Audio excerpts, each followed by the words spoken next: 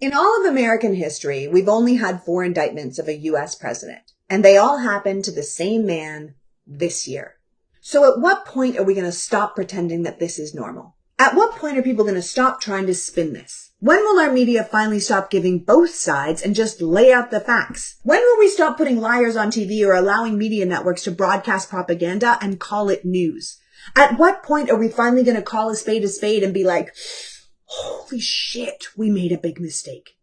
The Republicans allowed a criminal to become their standard bearer, and they are scrambling now, throwing everything at the wall to try and justify or distract from what they knew to be true. We all knew from the beginning who this man was, and if so many hadn't personally benefited from Donald Trump, we might have avoided this. If his shady business dealings had actually been looked into, if someone had followed up on his taxes, on the dozens of sexual assault allegations, on his racist behavior towards his tenants or calling for the death penalty of the innocent Central Park Five, if we had just cut him loose when he mocked a disabled reporter or called Mexicans rapists or bragged about grabbing women by the pussy. We knew who he was, and we let it continue.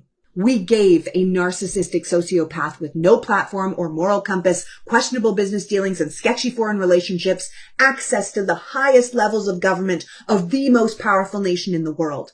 We made the thinnest skinned man practically untouchable. We can't be that surprised he didn't want to give it up. So here we are with American democracy literally hanging by a thread, with the leading Republican candidate for president indicted on everything from conspiracy against the United States to espionage. And he is still being supported by people who choose power over morality, ruling over governing, and profit over truth. This country is sick, and we need to break the fever. So remember that the DC indictment includes the fact that this president and his allies were willing to declare martial law and use the military on American citizens to put down any uprisings after they illegally stayed in power. This is the same man telling us that should he win again, his plan is to centralize the power of the federal government around the presidency and purge anyone who isn't 100% loyal to him. He's telling us he wants to be a dictator, and we are acting like this is just another election.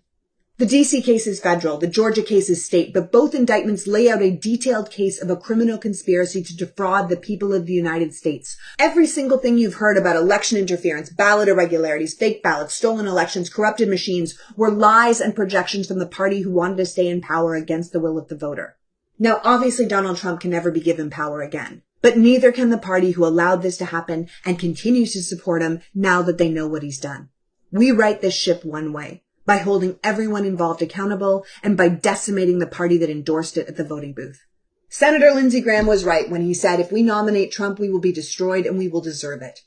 Well, you did, you are, and you do.